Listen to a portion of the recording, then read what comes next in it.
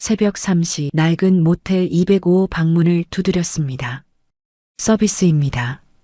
문이 열렸어요. 저 서비스 주문 안 했는데요. 사장님이 보내신 거예요. 무료예요. 저는 방 안으로 들어갔어요.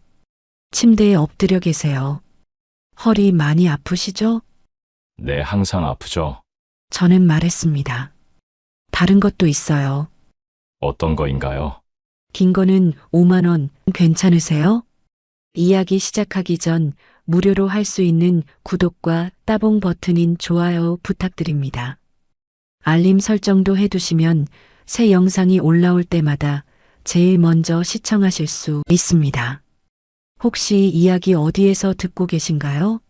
지역 이름이나 장소를 댓글로 남겨주시면 감사한 마음으로 한 분 한 분 반갑게 인사드리겠습니다. 감사합니다. 이야기 시작합니다. 제 이름은 박수진입니다. 올해 52예요. 부산 해운대구 중동 뒷골목에 있는 낡은 모텔에서 일한 지 5년째입니다. 간판 이름은 해변장 모텔이지만 바다는 보이지도 않아요. 구남로 이면도로 끝자락 페인트 벗겨진 3층 건물이죠. 5년 전 이혼하고 나서 전 남편이 남긴 빚 때문에 어쩔 수 없이 시작한 일이었어요. 처음엔 800만 원이었는데 이제 500만 원 남았습니다. 조금만 더 버티면 이 일 그만둘 수 있어요. 제일 힘든 건 26살 아들 재훈이와 연락이 끊긴 거예요. 2년 전 제가 이 일한다는 걸 알고 나서 전화를 끊어버렸습니다.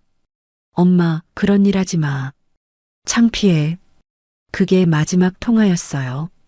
이해해요. 아들 입장에선. 하지만 엄마도 먹고 살아야 하잖아요. 어느 초가을 밤 11시쯤이었습니다. 모텔 카운터에 앉아 시계만 쳐다보고 있었어요. 손님이 별로 없는 평일이었죠. 그때 현관문이 열리며 한 남자분이 들어오셨습니다. 50대 후반쯤 되어 보이는 분이었는데 어깨가 축 처져 있고 피곤에 쩔은 표정이었어요. 사장님, 방 하나 있습니까? 정중한 말투셨어요. 목소리도 차분했고요. 5만 원입니다. 인터넷에는 3만 원이라고 나와 있던데요. 인터넷 가격표를 업데이트한 지 2년이 넘었는데 아직도 그걸 보고 오시는 분들이 있어요. 저는 컴퓨터 화면을 확인하는 척하며 한숨을 쉬었습니다. 아, 그건 옛날 가격이고. 오늘 손님도 없으니까 3만 원에 해드릴게요. 감사합니다. 2층 205 열쇠를 건네드렸어요. 2층 맨 끝방이에요. 엘리베이터는 고장 났으니까 계단으로 올라가세요. 네, 알겠습니다. 그분의 뒷모습을 보며 생각했어요. 포항에서 부산까지 손님 태워왔다가 피곤해서 여기서 자고 가나 보다. 저분도 힘들어 보이네. 집에 안 가고 여기서 자는 데는 이유가 있겠지. 나처럼. 30분쯤 지나서 김 사장님이 카운터에 오셨어요. 50대 초반의 여자 사장님이셨는데 이 모텔을 15년째 운영하고 계세요. 수진아, 205호 손님 혼자 오셨지? 네, 사장님. 가서 서비스 좀 해봐. 사장님, 전 오늘 아무것도. 에이, 그냥 안마만 해주고 와. 손님 없어서 심심하잖아. 말이라도 붙여봐. 거절할 수 없었어요. 빚이 생각났고 사장님 눈치가 보였거든요. 500만 원만 갚으면 이 일 그만둘 수 있는데 조금만 더 참자. 알겠습니다. 205 문 앞에서 잠시 멈춰 섰습니다. 화장을 다시 고치고 원피스를 정리했어요. 똑똑. 노크 소리가 복도에 울렸습니다. 서비스입니다. 안에서 놀란 목소리가 들렸어요. 누구세요? 안마 서비스요. 사장님이 보내셨어요. 잠시 침묵이 흐르다가 문이 열렸습니다. 그분은 샤워 후 소금만 입은 상태였고 당황하신 표정이었어요. 저 안마 서비스 주문 안 했는데요. 사장님이 보내신 거예요. 오늘 손님 없어서 서비스로 해드린대요. 무료예요. 저는 그분의 대답을 기다리지 않고 먼저 방 안으로 들어갔습니다. 사장님께 거절당했다고 보고할 수 없었거든요. 침대 옆에 앉으며 말했어요. 침대에 엎드려 계세요. 운전 많이 하셨죠? 허리 아프시죠? 아니, 전 괜찮습니다. 그분이 침대에서 일어서려고 하셨어요. 저는 가격을 말했습니다. 긴 밤 5만 원, 짧은 밤 3만 원이에요. 손님 선택하세요. 전 그런 거 안 합니다. 그분의 목소리가 단호했어요. 침대에서 급하게 일어서려다가 발을 헛디뎠습니다. 순간 몸의 균형을 잃으시더니 침대 아래로 굴러떨어지셨어요. 으악! 무릎이 바닥에 세게 부딪히는 소리가 났습니다. 저는 깜짝 놀라 그분께 달려갔어요. 오빠, 괜찮으세요? 그분은 바닥에 쓰러진 채 무릎을 감싸쥐고 신음하고 계셨어요. 발목도 이상하게 꺾여 있었습니다. 제가 놀래켜서 정말 죄송해요. 눈물이 핑 돌았어요. 진심으로 미안했습니다. 제가 이런 제안을 하지만 않았어도 괜찮습니다. 제가 급하게 일어나서 아니에요. 다 제 잘못이에요. 병원 모시고 갈게요. 저는 급히 그분을 부축해서 침대에 앉혔어요. 무릎이 벌써 퉁퉁 부어오르고 있었고 발목도 삔 것 같았습니다. 잠깐만 기다리세요. 제가 파스 가져올게요. 저는 급히 문을 열고 나가 1층 카운터로 뛰어내려갔습니다. 김 사장님이 놀란 표정으로 저를 쳐다봤어요. 왜? 무슨 일이야? 사장님, 손님이 다치셨어요. 침대에서 떨어지셔서 파스랑 찜질팩 좀 주세요. 뭐, 어떻게 된 거야? 제가 놀래켜서 정말 죄송해요, 사장님. 김 사장님은 한숨을 쉬며 파스와 찜질팩을 꺼내주셨어요. 수진아, 내가 잘 좀 봐드려. 이거 우리 잘못이야. 손님한테 뭐라고 하시면 안 되니까. 네, 사장님. 저는 파스와 찜질팩을 들고 다시 205호로 올라갔습니다. 그분은 여전히 침대 가장자리에 앉아 무릎을 감싸고 계셨어요. 얼굴이 창백해져 있었습니다. 오빠, 이거 불편하시겠지만 참으세요. 파스 효과 있을 거예요. 저는 조심스럽게 그분의 무릎에 파스를 붙였습니다. 손이 닿을 때마다 아픈지 안 아픈지 그분 표정을 살폈어요.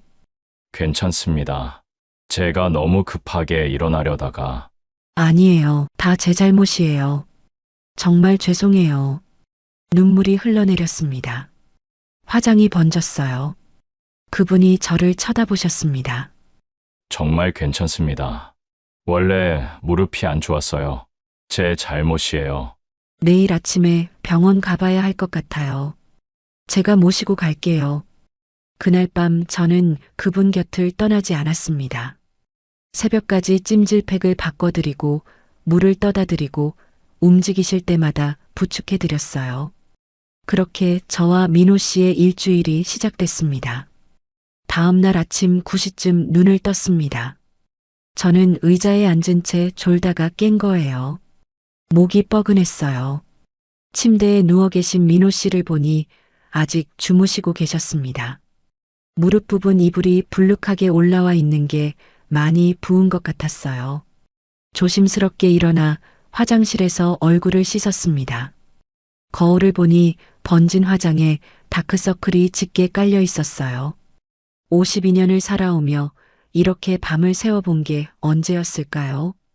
아들 재훈이가 어렸을 때 열이 나서 밤새 간호했던 기억이 났습니다. 민호 씨가 움직이는 소리에 고개를 돌렸어요. 아, 아파. 오빠 깨셨어요? 무릎 많이 아프시죠? 괜찮습니다. 수진 씨는 여기서 밤새신 거예요. 네, 혹시라도 불편하실까 봐요. 병원 가봐야 할 것 같아요. 저는 근처 정형외과를 검색했습니다. 중동역 근처에 해운대 정형외과가 있었어요. 걸어서 10분 거리였죠. 제가 부축해 드릴게요. 천천히 일어나세요. 민호 씨를 부축해서 계단을 내려가는데 땀이 났습니다. 체중을 제가 반쯤 지탱해야 했거든요. 모텔 앞에서 택시를 잡았어요.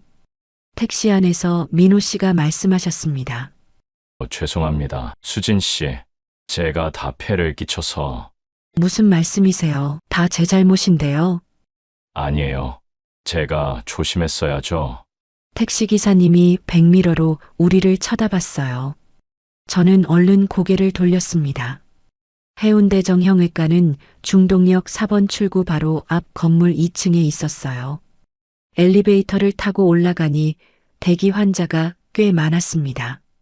접수를 하고 30분쯤 기다렸어요. 오빠, 이름이 어떻게 되세요? 접수할 때 필요해서요. 강민호입니다. 포항에서 왔고요. 저는 박수진이에요. 수진이라고 불러주세요. 수진 씨. 진료실에 들어갔을 때 의사 선생님이 민호 씨 무릎을 만져보시더니 고개를 저으셨어요. 무릎 타박상이 심하고 발목도 삐었네요. 일주일은 무리하지 마세요. 많이 걷지 마시고 찜질 열심히 하셔야 합니다. 일주일이나요? 의사 선생님이 처방전을 쓰시며 말씀하셨습니다. 최소 일주일이요. 무릎은 한 번 다치면 오래 가니까 지금 잘 쉬셔야 해요. 병원을 나와 약국에서 약을 받았습니다. 소염진 통제와 파스였어요. 민호 씨가 지갑을 꺼내셨는데 제가 먼저 카드를 냈어요. 제가 낼게요. 당연한 거잖아요. 아니에요. 제가. 오빠, 제 잘못으로 다치신 건데 제가 내는 게 맞아요. 병원비와 약값 합쳐서 4만 5천 원이었습니다. 한 달 월급이 180만 원인데 뭐 어쩔 수 없죠. 택시를 타고 모텔로 돌아오는 길에 민호 씨가 핸드폰을 꺼내셨어요. 문자를 보내시는 것 같았습니다. 잠시 후 핸드폰을 내려놓으시더니 창밖만 쳐다보셨어요. 연락하셨어요? 내 집사람한테 부산에서 다리 다쳐서 일주일 쉬다 간다고요. 답장 오시겠네요. 글쎄요, 올지 모르겠네요. 민호 씨의 목소리가 쓸쓸했어요. 저도 그 기분 알아요. 아들 재훈이한테 문자 보내도 답이 없을 때의 그 기분. 모텔에 도착해서 민호 씨를 205호 방까지 모셨습니다. 침대에 눕히고 베개를 높게 받쳐드렸어요. 배고프시죠? 제가 밥 사올게요. 뭐 드시고 싶으세요? 아무거나 괜찮습니다. 여기 밀면 맛있는 집 있어요. 밀면 드실 수 있으세요? 네, 좋아합니다. 저는 모텔에서 5분 거리에 있는 해운대 밀면으로 갔어요. 우일동 골목에 있는 작은 가게인데 제가 자주 가는 단골집이었죠. 주인 아주머니가 60 정도 되시는 분인데 항상 저를 챙겨주셨어요. 어머, 수진아. 오랜만이네. 요즘 왜 안 왔어? 바빠서요, 아주머니. 혼자 여기서 먹고 가? 아니요, 포장이요. 밀면 2개 주세요. 2개? 누구 줄 거야? 얼굴이 뜨거워졌어요. 아주머니 눈빛이 심상치 않으셨거든요. 아는 분이 다치셔서 제가 돌봐드리고 있어요. 그래? 좋은 분 만났네. 얼굴이 밝아졌어. 밀면 2그릇을 포장해서 모텔로 돌아왔습니다. 민호 씨는 핸드폰을 보고 계셨어요. 표정이 안 좋으셨습니다. 답장 안 오셨어요? 네, 아직이요. 벌써 2시간이 지났는데 답장이 없다니. 저는 밀면 그릇을 침대 옆 작은 테이블에 펼쳤어요. 드세요, 오빠. 식으면 맛없어요. 민호 씨가 젓가락을 들었습니다. 한 입 드시더니 고개를 끄덕이셨어요. 맛있네요. 그죠? 여기 밀면 부산에서 제일 맛있어요. 함께 밀면을 먹으며 저는 민호 씨를 쳐다봤습니다. 59세라고 하셨는데 생각보다 젊어 보이셨어요. 주름은 있지만 눈빛이 맑았고 말씀하실 때 목소리가 따뜻했어요. 오빠는 포항에서 뭐 하세요? 택시 몰고 있어요. 35년째요. 힘드시겠어요. 뭐, 익숙해요. 다른 건 할 줄 아는 게 없어서요. 식사를 마치고 저는 그릇을 치웠습니다. 민호 씨 핸드폰이 또 화면에 떠 있더라고요. 여전히 답장은 없었어요. 오빠, 제 번호 드릴게요. 필요한 거 있으면 언제든 연락하세요. 번호를 교환했습니다. 민호 씨가 제 이름을 수진 씨로 저장하시는 게 보였어요. 오후가 되자 저는 카운터 근무를 해야 했어요. 김 사장님이 올라오셨거든요. 손님은 괜찮아? 일주일 쉬래요. 사장님, 제가 책임지고 돌봐드릴게요. 그래야지. 우리 잘못이니까. 필요한 거 있으면 말해. 저녁 무렵 민호 씨한테 전화했어요. 오빠, 저예요. 저녁 뭐 드실래요? 아무거나요? 회 좋아하세요? 네, 좋아하는데 비쌀 텐데요. 괜찮아요. 오늘은 제가 사는 거예요. 저는 중동시장 근처 횟집에서 모둠회를 포장했습니다. 3만 원짜리였어요. 소주도 2병 샀고요. 205 문을 열고 들어가니 민호 씨가 TV를 보고 계셨어요. 제가 들어가자 얼른 앉으려고 하셨어요. 편하게 계세요. 오빠, 회 사왔어요. 작은 테이블에 회와 소주를 펼쳤습니다. 처음엔 어색했지만 소주 한잔 하니까 조금 편해졌어요. 오빠, 결혼하셨어요? 네, 35년 됐네요. 와, 대단하세요. 민호 씨가 쓸쓸하게 웃으셨어요. 대단할 것도 없어요.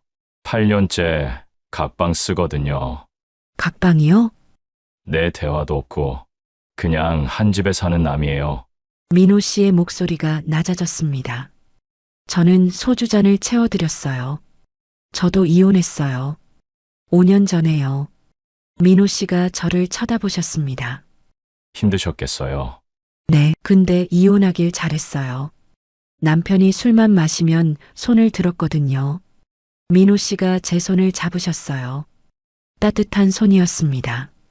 많이 힘드셨겠네요.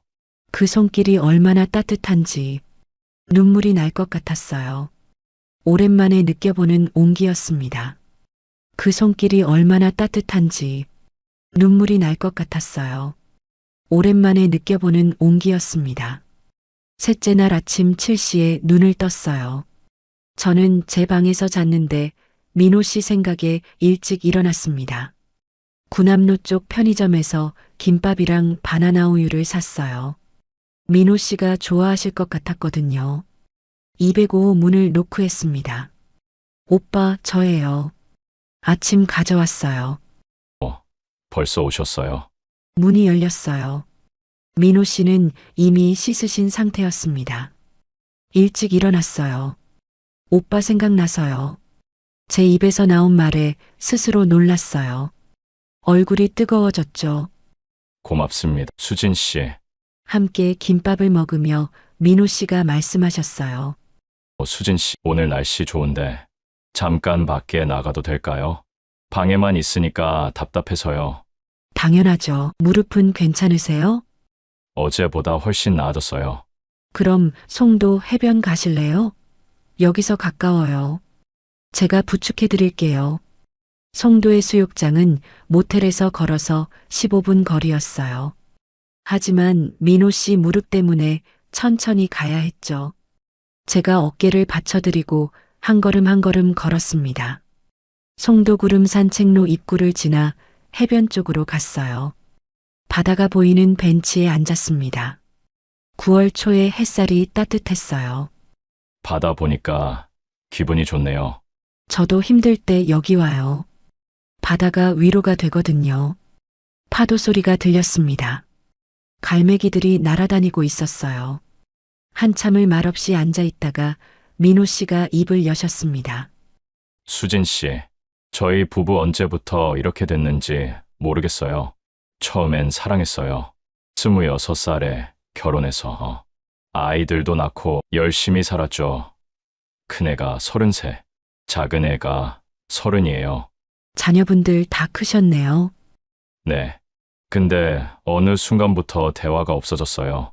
제가 택시 일하다 보니까 밤늦게 들어올 때가 많았거든요. 집사람 깨우는 게 미안해서 8년 전부터 작은 방에서 따로 잤어요. 민호 씨의 목소리가 떨렸습니다. 그게 시작이었어요. 각방 쓰면서부터 점점 멀어졌죠. 아침에 일어나도 인사 한마디 없고 저녁에 들어와도 거실에서 마주칠 뿐 생활비 얘기나 자식들 안부 물을 때만 입을 열었어요. 저는 민호 씨 손을 잡았습니다. 그분도 외로웠구나. 그게 느껴졌어요. 많이 힘드셨겠어요, 오빠. 어제 문자 보냈잖아요. 부산에서 다쳐서 일주일 쉬다 간다고요. 네, 답장이 왔어요. 새벽 2시에요. 알았어, 조심해. 딱 6글자더라고요. 민호 씨가 핸드폰을 꺼내 보여주셨어요. 정말 그 6글자뿐이었습니다. 일주일 만에 돌아온 남편한테 할 말이 그게 다예요. 다쳤는지 괜찮은지 아무것도 안 물어봐요. 제 눈에 눈물이 고였어요. 저도 그 기분 너무 잘 알거든요. 오빠, 저도 비슷해요. 수진 씨도요?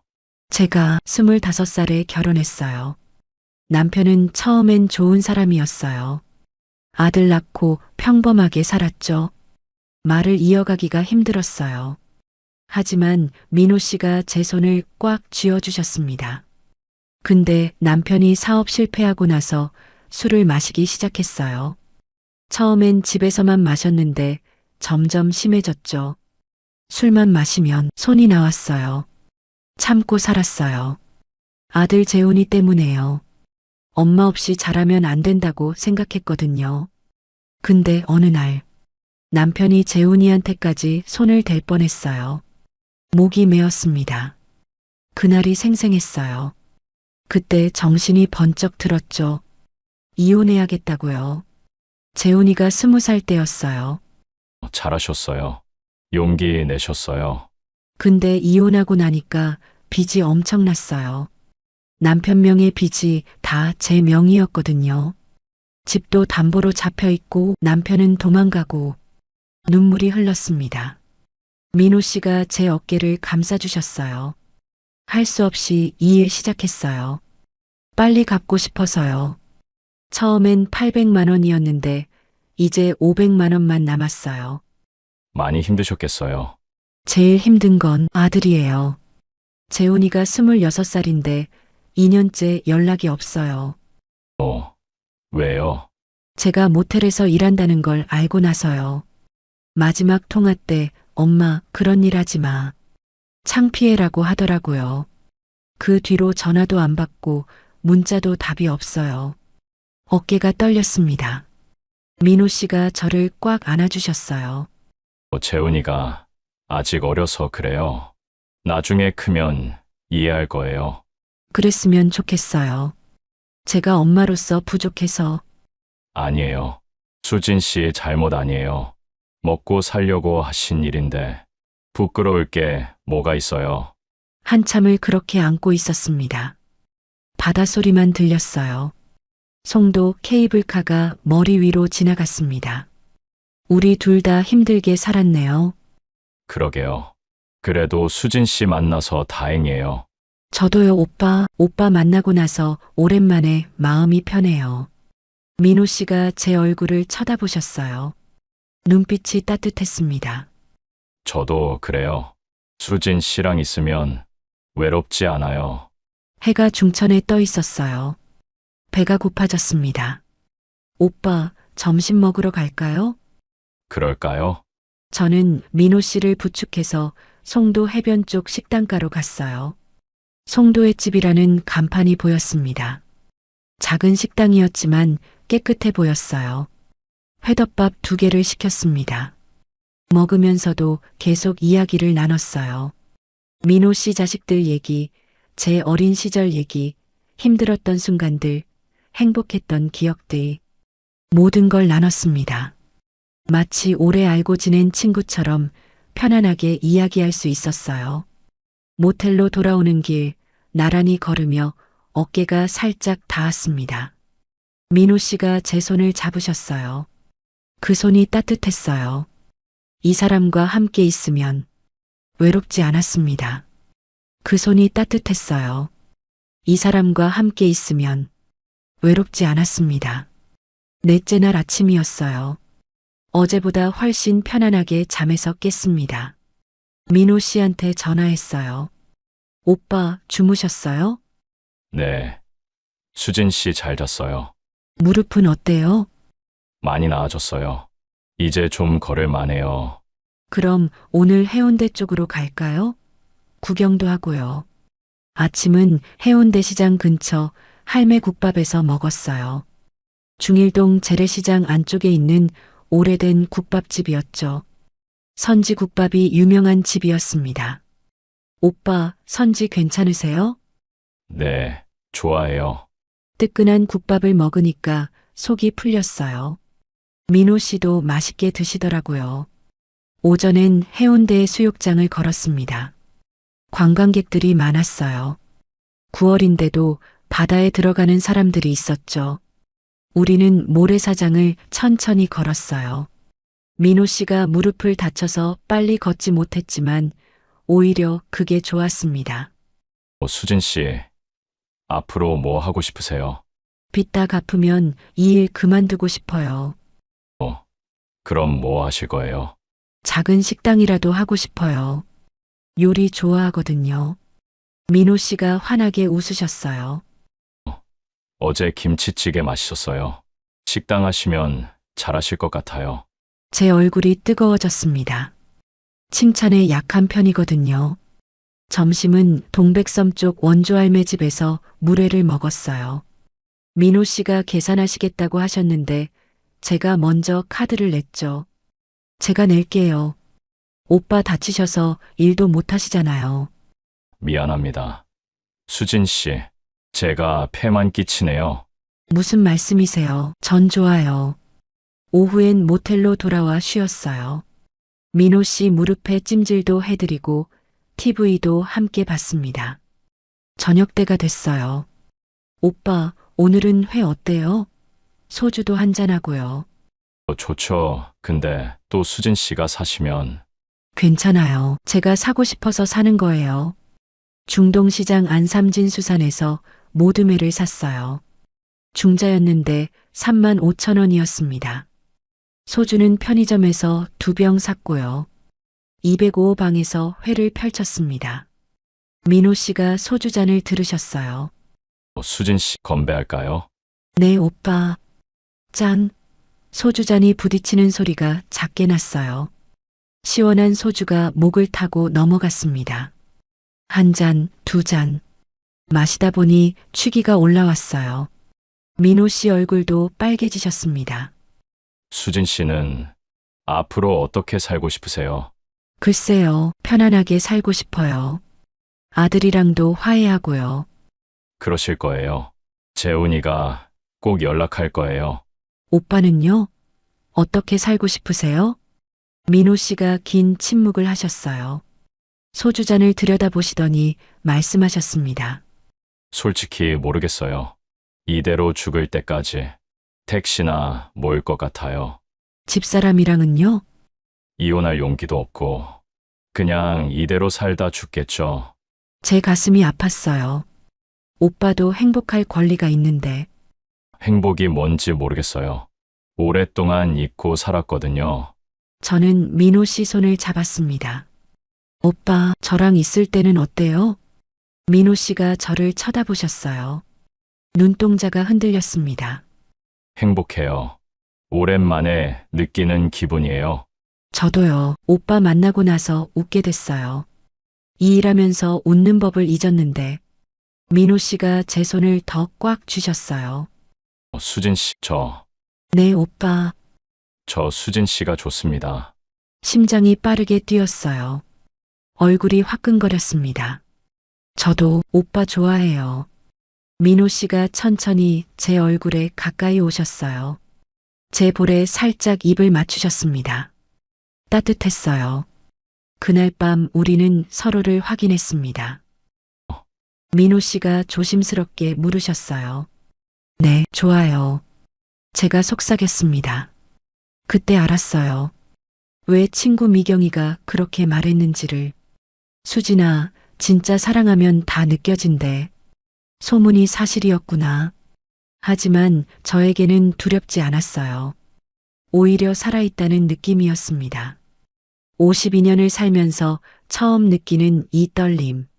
여자로서 다시 태어나는 기분이었어요. 민호 씨의 배려가 느껴졌어요. 급하지 않게 천천히 제가 편안할 수 있도록 기다려 주셨습니다. 창밖으로 부산 밤바다가 보였어요. 달빛이 파도에 반짝이고 있었습니다. 세상에 우리 둘뿐인 것 같았어요. 시간이 얼마나 흘렀을까요? 눈을 뜨니 새벽이었습니다. 민호 씨 품에 안긴 채로 잠들어 있었어요. 그분의 얼굴을 가만히 바라봤습니다. 평온한 얼굴이셨어요. 이게 꿈은 아니겠지. 민호 씨도 눈을 뜨셨어요. 저를 보시더니 환하게 웃으셨습니다. 잘 잤어요, 수진 씨. 네, 오빠도요? 오랜만에 편하게 잤어요. 누군가 옆에서 같이 자는 게 이렇게 좋은 건지 몰랐어요. 제 가슴이 뜨거워졌습니다. 저도요, 오빠. 새벽 햇살이 창문 틈새로 들어왔어요. 민호 씨가 저를 꽉 안아주셨습니다. 이 행복이 계속될 수 있을까? 문득 그런 생각이 들었어요. 이 행복이 계속될 수 있을까? 문득 그런 생각이 들었어요. 5째 날 아침이었습니다. 함께 일어나 씻고 함께 아침을 먹었어요. 마치 오래 함께 산 부부처럼 자연스러웠습니다. 수진 씨, 오늘 무릎이 많이 나왔어요. 멀리 가도 될 것 같아요. 정말요? 그럼 광안리 쪽으로 갈까요? 좋죠. 수진 씨가 좋아하는 곳으로 가요. 우리는 해운대역에서 2호선 지하철을 탔어요. 금련산역을 지나 광안역에서 내렸습니다. 광안리의 수욕장까지는 걸어서 5분 거리였어요. 광안대교가 보였습니다. 낮인데도 멋있었어요. 오빠, 저기 카페 갈까요? CM블루라고 뷰 좋은 카페예요. 광안리의 별로에 있는 카페였어요. 2층으로 올라가니 바다가 한눈에 들어왔습니다. 저 카페라떼 마실래요? 오빠는요? 전 아메리카노요. 주문하고 창가 자리에 앉았어요. 파도 소리가 들렸습니다. 수진 씨, 내일 모레면 포항 돌아가야 해요. 제 가슴이 철렁 내려앉았어요. 벌써 일주일이 다 갔네요. 네, 커피가 나왔어요. 하지만 마시고 싶지 않았습니다. 민호 씨도 잠만 쳐다보고 계셨어요. 오빠, 포항 가시면 연락하실 거죠? 당연하죠. 매일 할게요. 하지만 불안했어요. 포항으로 돌아가시면 다시 그 생활로 돌아가실 거잖아요. 각방 생활, 대화 없는 부부. 저는 어떻게 되는 거죠? 민호 씨가 제 손을 잡으셨어요. 수진 씨, 저 진지하게 할 말이 있어요. 네, 오빠. 저 이혼할게요. 소리 없이 눈물이 흘렀습니다. 오빠, 무슨 말씀을? 진심이에요. 포항 돌아가서 집사람한테 이혼하자고 할게요. 오빠, 그런 말씀하지 마세요. 오빠 인생 망치는 거예요. 망치는 게 아니에요. 오히려 살리는 거예요. 민호 씨 눈빛이 진지했어요. 35년 동안 산 게 아니에요. 그냥 숨만 쉬고 있었어요. 수진 씨 만나고 나서 처음으로 살아있다는 걸 느꼈습니다. 하지만 자식들도 있으시잖아요. 다 컸어요. 30 넘었으니까요. 이제 제 인생 살고 싶어요. 주변에서 뭐라고? 주변 사람들이 제 인생 책임져 주나요? 제 남은 인생, 수진 씨랑 함께 살고 싶어요. 제 어깨가 떨렸어요. 민호 씨가 저를 꽉 안아주셨습니다. 일주일 안에 말할게요. 한 달 안에 정리하고 수진 씨 데리러 올게요. 정말 그러실 거예요? 네, 약속합니다. 빚은요? 제 빚 500만 원. 제가 갚을게요. 큰 돈 아니에요. 같이 포항에서 살아요.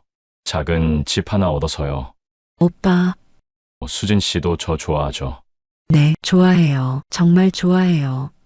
민호 씨가 제 눈물을 닦아주셨어요. 한 달만 기다려주세요. 금방이에요. 제가 매일 전화할게요. 아침에 한 번, 저녁에 한 번. 네, 오빠. 기다릴게요. 저 잘 기다려요. 힘들면 언제든 연락하세요. 바로 달려올게요. 우리는 카페에서 나와 광안리 백사장을 걸었어요. 손을 꽉 잡고 걸었습니다. 지나가는 사람들이 쳐다봤지만 신경 쓰지 않았어요. 점심은 밀락동 밀락횟집에서 먹었습니다. 회정식을 시켰어요. 이번엔 민호 씨가 계산하셨습니다. 오늘은 제가 낼게요. 수진 씨가 계속 내시기만 했잖아요. 저녁에는 모텔 근처 마포갈매기에서 삼겹살을 먹었어요. 민호 씨가 고기를 구워주셨습니다. 오빠, 제가 구울게요. 아니에요. 수진 씨는 편하게 앉아 계세요. 고기가 익자 민호 씨가 가위로 잘라서 제 앞접시에 올려주셨어요. 많이 드세요. 오빠도 드세요. 행복한 시간이었어요. 이런 평범한 저녁 식사가 이렇게 특별할 줄 몰랐습니다. 모텔로 돌아와서도 우리는 헤어지고 싶지 않았어요. 205방에서 TV를 보며 이야기를 나눴습니다. 수진 씨, 포항에 오시면 어디 살고 싶으세요? 조용한 동네면 좋겠어요. 포항 북구 쪽에 좋은 동네 있어요. 방 2개짜리 작은 집 얻으게요. 제가 밥 해드릴게요. 매일 아침 일어나면 밥상 차려놓을게요. 저도 일찍 일어나서 같이 먹어요. 그동안 혼자 먹기만 했는데 저도요. 오빠랑 같이 먹으면 얼마나 좋을까요? 민호 씨가 저를 안아주셨어요. 꼭 그렇게 될 거예요. 제가 약속합니다. 6째 날도 비슷하게 흘러갔어요. 아침엔 달맞이기를 걸었고 점심엔 청사포 쪽에서 물회를 먹었습니다. 오후엔 모텔방에서 쉬었어요. 저녁엔 해운대 전통시장에서 떡볶이랑 순대를 사왔어요. 방에서 함께 먹으며 TV를 봤습니다. 오빠 내일이면 내일 포항 가야 해요. 무릎은 괜찮으세요? 많이 나았어요. 운전할 수 있을 것 같아요. 내일이면 헤어진다는 생각에 가슴이 아팠습니다. 민호 씨도 같은 마음이셨는지 저를 꽉 안아주셨어요.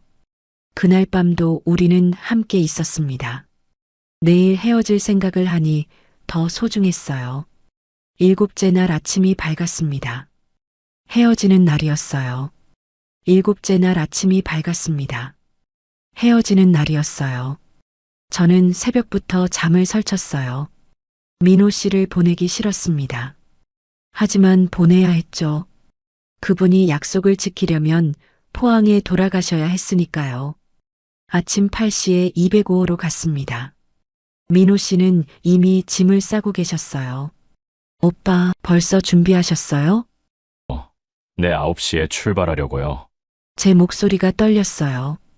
민호 씨가 저를 안아주셨습니다. 수진 씨, 한 달만 기다려요. 금방 올게요. 네, 꼭 전화하세요. 매일 할게요. 아침, 저녁 2번씩요. 해운대 밀면집에서 아침을 먹었어요. 하지만 목이 막혀서 잘 넘어가지 않았습니다. 수진아, 오늘 표정이 안 좋네. 무슨 일 있어? 아니에요, 아주머니. 9시가 됐어요. 모텔 앞 주차장에 민호 씨 택시가 서 있었습니다. 포항 번호판이 달린 하얀색 소나타였어요. 오빠, 조심히 가세요. 네, 수진 씨도 몸조리 잘하고요. 전화 꼭 하세요. 당연하죠. 매일 할게요. 민호 씨가 저를 꽉 안아주셨어요. 사람들이 쳐다봤지만 신경 쓰지 않았습니다. 사랑해요, 수진 씨. 저도 사랑해요, 오빠. 마지막으로 볼에 입을 맞추고 헤어졌어요. 민호 씨가 택시에 타셨습니다. 시동을 거시더니 천천히 출발하셨어요. 저는 택시가 안 보일 때까지 서서 손을 흔들었습니다. 군함로를 지나 중동역 쪽으로 사라지는 택시. 눈물이 흘렀어요.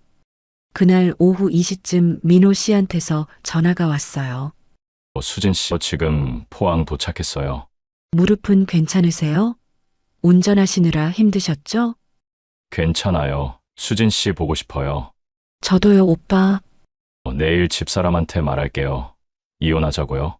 네, 오빠. 힘내세요. 일주일이 지났습니다. 민호 씨한테서 전화가 왔어요. 수진 씨, 아직 말 못했어요. 제 가슴이 철렁 내려앉았어요. 괜찮아요, 오빠. 어려우시죠?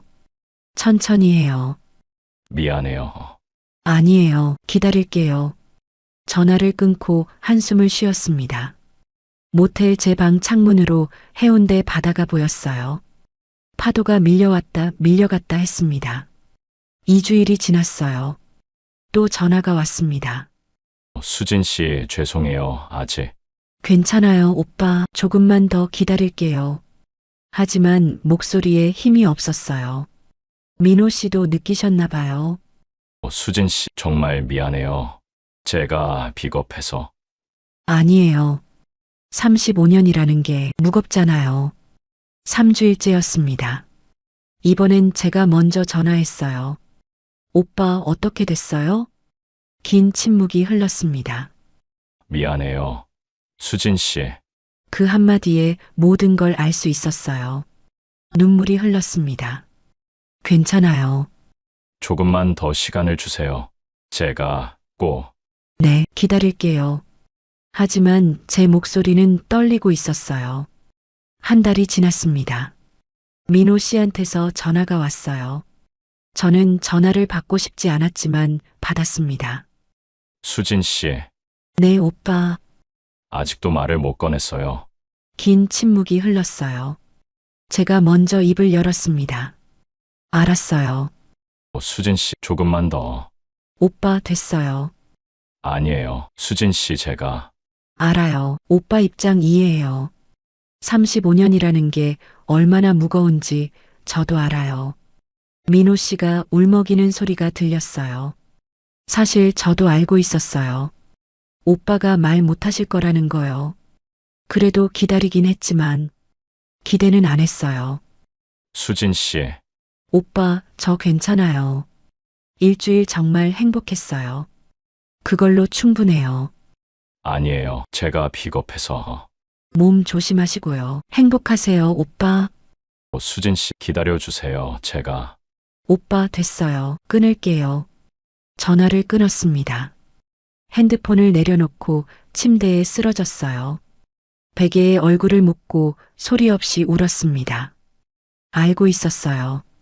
처음부터 그래도 혹시나 했는데 눈물이 멈추지 않았어요.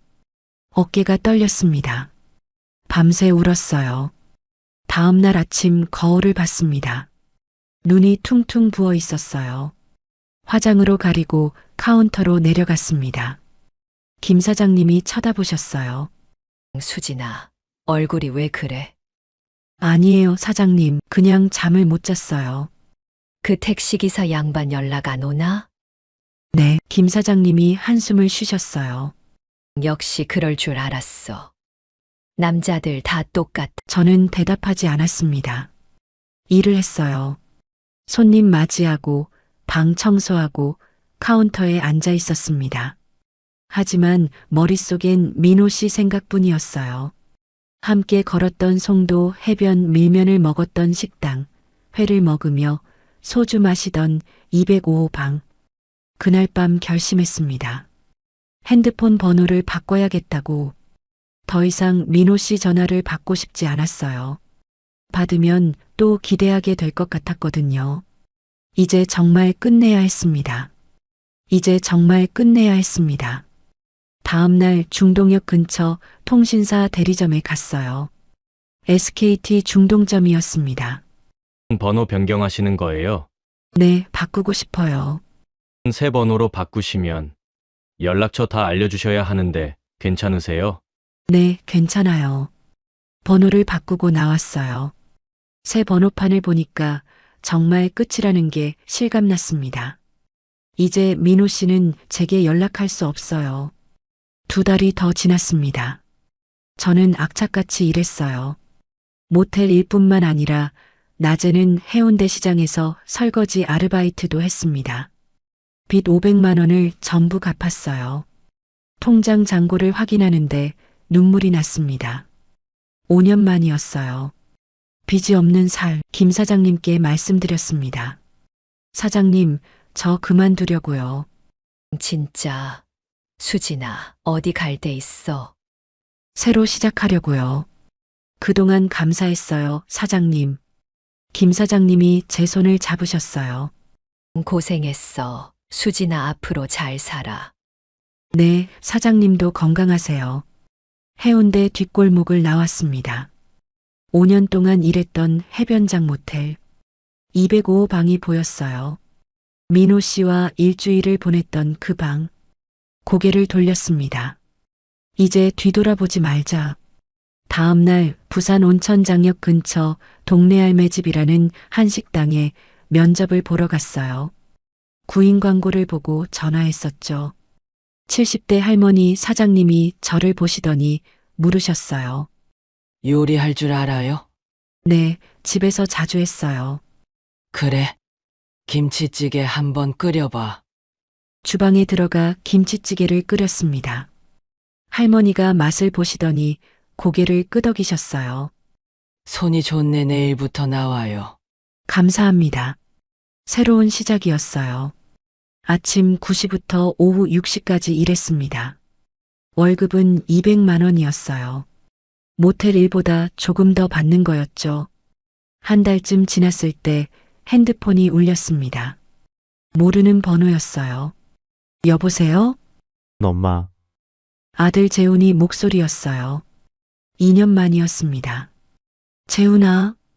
눈물이 쏟아졌어요. 식당 뒤편으로 나가 전화를 받았습니다. 엄마 그 일 그만뒀다며?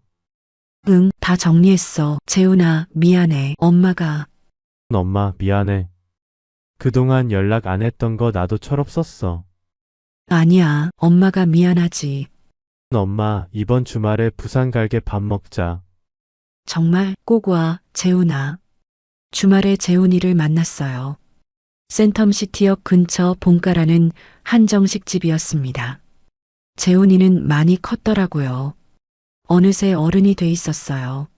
엄마 많이 힘들었지? 아니야, 괜찮았어. 나 이번에 회사 다니기 시작했어. 월급 받으면 엄마한테 용돈 드릴게. 됐어, 재훈아. 엄마가 벌어. 엄마 나 결혼하려고. 깜짝 놀랐어요. 정말 여자친구 있었어? 응 2년 됐어.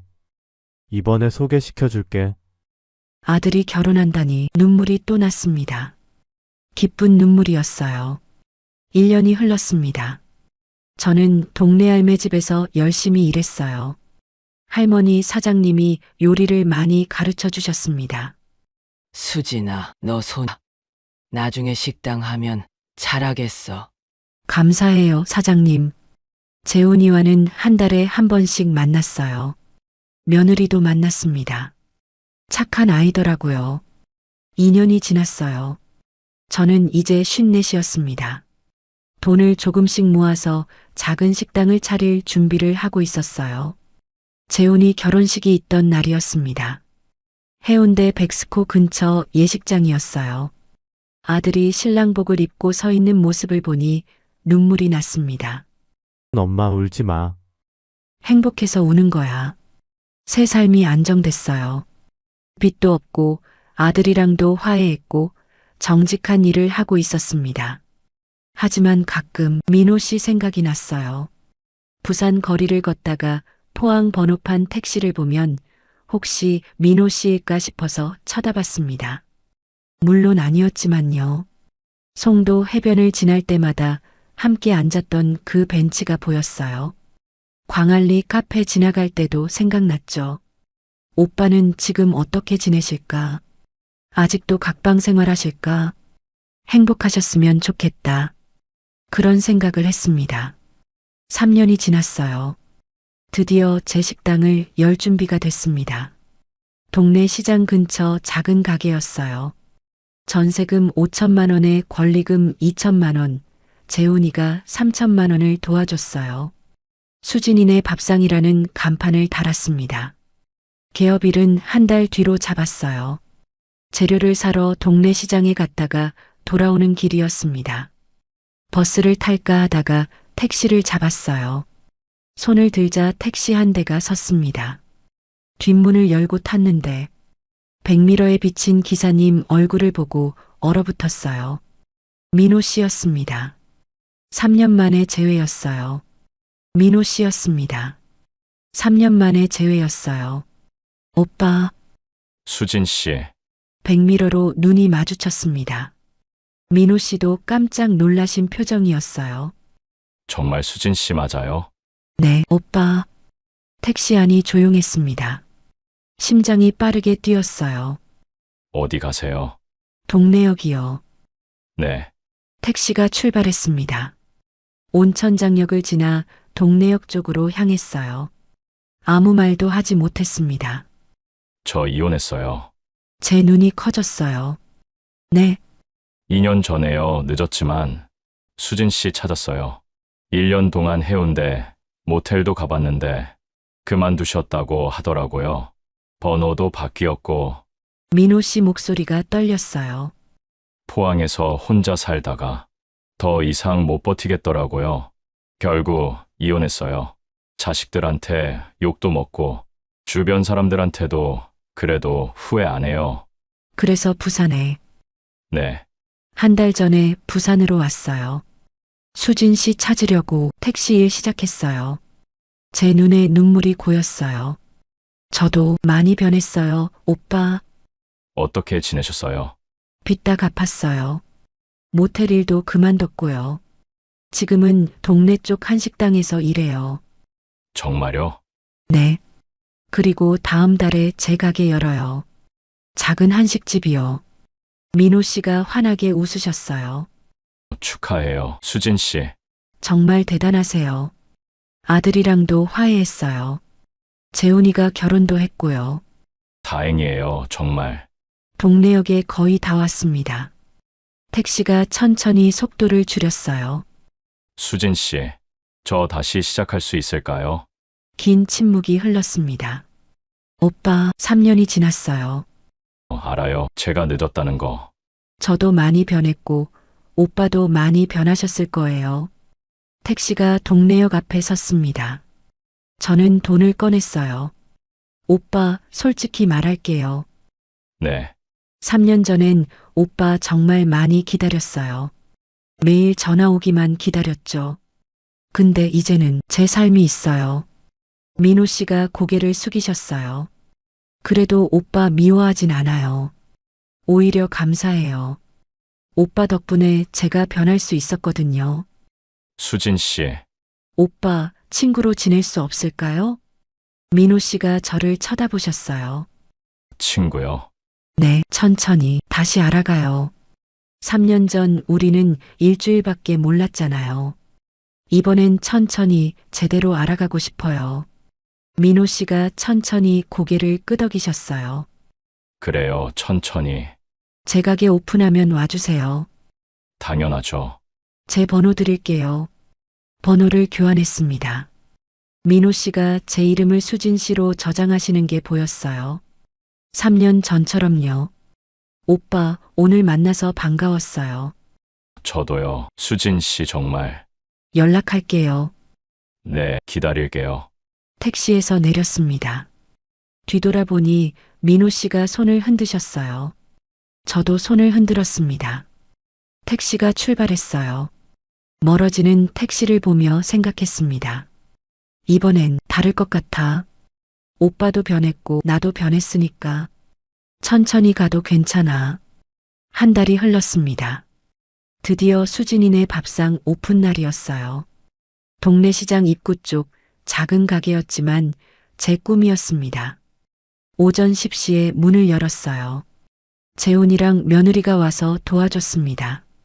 손님들이 하나둘 들어오기 시작했어요. 오후 2시쯤이었을까요? 가게 문이 열리며 누군가 들어왔어요. 민호 씨였습니다. 꽃다발을 들고 계셨어요. 축하해요, 수진 씨. 제 얼굴에 환한 미소가 번졌어요. 고마워요, 오빠. 앉으세요. 민호 씨가 구석 자리에 앉으셨어요. 제가 직접 된장찌개 정식을 차려드렸습니다. 와, 정말 맛있어 보이네요. 많이 드세요. 민호 씨가 한 숟가락 드시더니 눈을 크게 뜨셨어요. 정말 맛있어요. 그래요? 다행이다. 손님들이 계속 들어왔어요. 정신없이 바빴습니다. 민호 씨는 식사를 마치시고도 자리에 앉아 계셨어요. 오후 5시 저녁 준비 전 잠깐 쉬는 시간이었어요. 민호 씨 자리에 앉았습니다. 오빠 기다리셨어요? 내 수진 씨 일하는 거 보고 싶어서요. 어땠어요? 정말 멋있었어요. 행복해 보이셔서 제가 다 기뻤어요. 제 손을 잡으셨어요. 따뜻한 손이었습니다. 수진 씨, 저 천천히 해도 될까요? 친구부터 시작해도. 네, 오빠, 천천히 가요. 3년 전 그 일주일은 제 인생을 바꿨어요. 비록 약속은 지켜지지 않았지만 그 따뜻함 덕분에 저는 다시 일어설 수 있었습니다. 그리고 3년 후 우리는 다시 만났어요. 이번에는 천천히 제대로 시작하려고 합니다. 나이 들어서 시작하는 사랑도 아름답다는 걸 이제 알았습니다. 지금까지 수진의 이야기를 들어주셔서 진심으로 감사합니다. 여러분, 늦은 건 없습니다. 50이 넘어도 60이 넘어도 우리는 사랑할 수 있고 행복할 자격이 있습니다. 엄마로, 아내로, 며느리로만 살아왔다면 이제는 나로 살아도 괜찮아요. 이 이야기가 여러분의 마음에 작은 위로가 되었다면 영상 아래 좋아요 버튼을 눌러주세요. 여러분의 따뜻한 응원이 저에게 큰 힘이 됩니다. 그리고 댓글로 여러분의 생각을 나눠주세요. 나도 비슷한 경험이 있어요. 수진이가 용기를 냈으면 좋겠어요. 나도 다시 시작하고 싶어요. 어떤 이야기든 환영합니다. 여러분이 어느 지역에 계신지도 적어주시면 그쪽을 향해 건강과 행복을 기도드리겠습니다. 구독 버튼도 꼭 눌러주세요. 이런 따뜻한 이야기들을 계속 들려드릴게요. 우리 함께 용기를 나눠요. 오늘도 수고 많으셨습니다. 항상 행복하세요.